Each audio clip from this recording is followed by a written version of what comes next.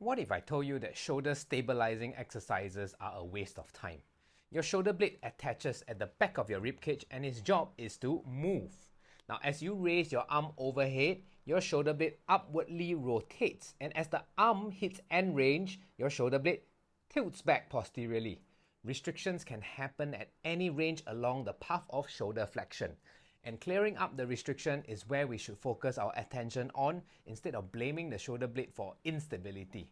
What does shoulder instability even mean? People say that to sound smart. Next time you hear someone saying that, ask them exactly, what is shoulder instability? Is it moving throughout the movement? That's how you sieve out the pretenders. Sorry, I digressed. Let's get to the solution. When someone comes to me with shoulder pain, the first step would of course be assessment, and it will look something like that. I lay them on the ground first, then I get them to perform a shoulder flexion test.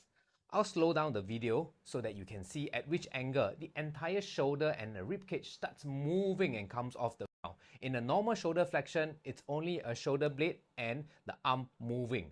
So if you see everything else moving, you know where the restriction is. So for my client here, it's around 90 degrees of shoulder flexion. The next part of the video is where I go through 3 different ranges of restriction and the solutions for each range. When the arm is at 0 to 60 degrees and we see a restriction there, that will indicate the restriction happens in the thoracic lumbar region, or what we call the TL junction.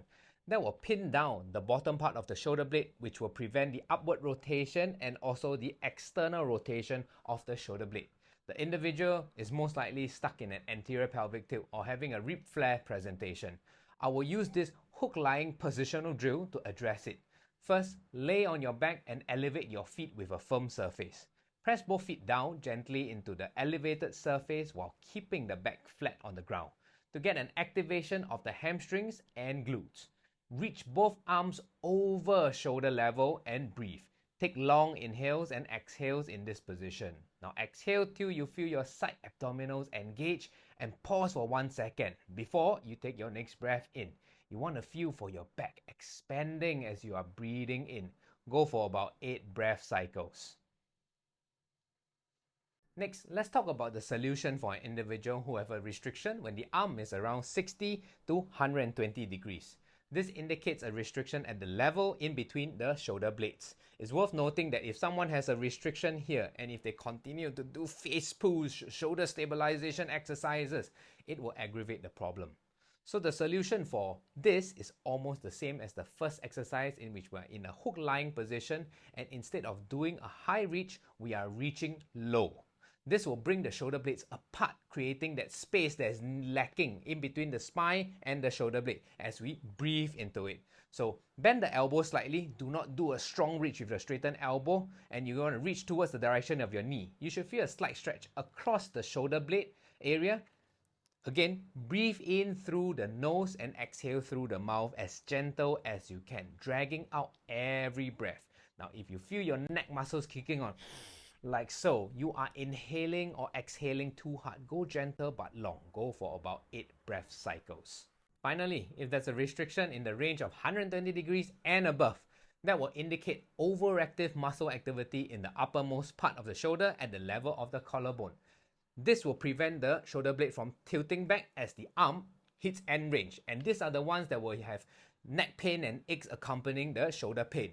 Exercises with arms overhead like the shoulder presses and pull-ups will aggravate the neck and shoulder pain. So we might want to take a step back from these overhead movements while we work on the next drill. For this, I would get the individual to go into a downward dog position where they are reaching towards the opposite foot and breathe. Please take note, the hand that is reaching is the side that is having the restriction or pain. In this inverted position, we are allowing gravity to help fill the upper portion of our lungs, therefore facilitating the expansion and opening of the tight shoulder muscles near the collarbone. Gently inhale and exhale.